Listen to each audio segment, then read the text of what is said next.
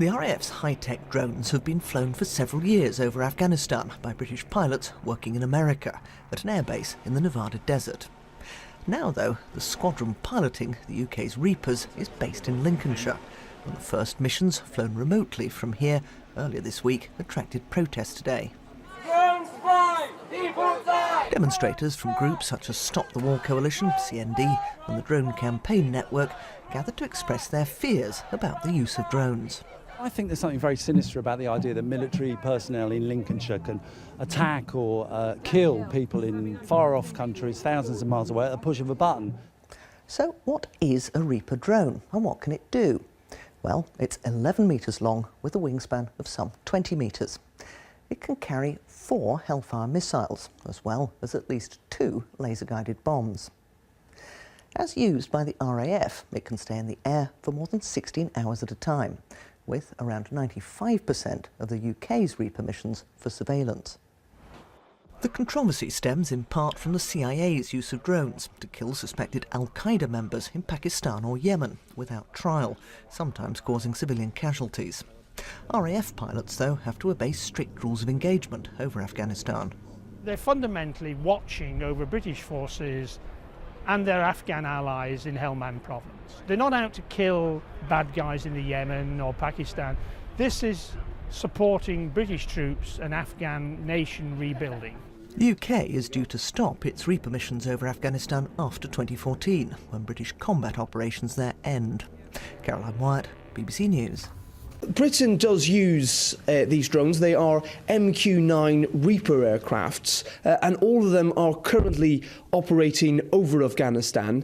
They have 5 of these drones, known as unmanned aerial vehicles, UAVs, and have another 5 on order. They're designed to fly at medium to high altitudes, but can reach up to 50,000 feet. And since 2007, British drones have flown over 45,000 hours of surveillance and fired around 350 weapons. And although they're used primarily for intelligence gathering, they can also carry up to 2 500-pound laser-guided bombs and 4 Hellfire missiles. Rural Lincolnshire is an unlikely place to fight a war, but then that's the point. Afghanistan is 3,500 miles away, but as of this week, staff here at RAF Waddington have started to control the unmanned aircraft that take off and land in Kandahar. It hasn't gone unnoticed. A coalition of anti-war campaigners made sure of that. We've come because we don't feel that our government should be killing people thousands of miles away without trial, without conviction. It is a very, very wicked thing to do. We must not condone it, and a lot of our people do not know that we're doing this, in fact. They encourage governments to use weapons to kill people in other lands without taking any responsibility because they feel it doesn't put their troops at risk. The RAF has 5 Reaper aircraft. All of them currently operate over Afghanistan, and another 5 will be delivered this summer. They're designed to fly at medium to high altitudes, but can reach up to 50,000 feet. Since 2007, British drones have flown over 45,000 hours and have fired around 350 weapons. The British government is adamant it only operates a drone programme in a country that it has a legitimate right to be in, namely Afghanistan. But what of the benefits of unmanned aircraft?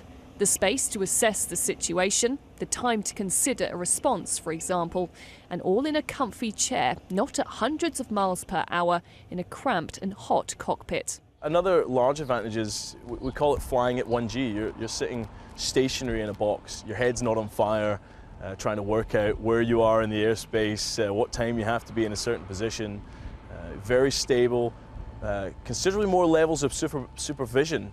And again, that's deliberate because in an aircraft flying in Afghanistan or Iraq previously, you couldn't provide that level of supervision. It's impossible. But you can now with unmanned aircraft. The MOD insists the drones are operated under the same rules of engagement as manned aircraft and that everything possible is done to avoid civilian casualties. Here in Lincolnshire, they're unlikely to ever see the unmanned aircraft, but while the drone operators call this base home, the protesters will keep up their campaign. Rhiannon Mills, Sky News.